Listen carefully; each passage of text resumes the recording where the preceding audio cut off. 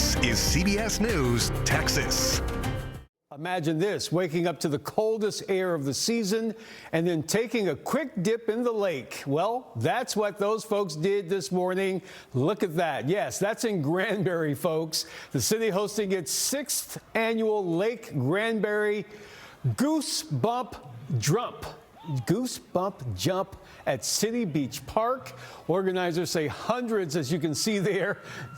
Those folks are crazy. Out of their mind. You know how cold it is out there? Running into that lake in waves, but it wasn't just for the thrill. It was also for a good cause. Money raised from the event, we are told, go to local charities. Man, they are better than me, Jeff.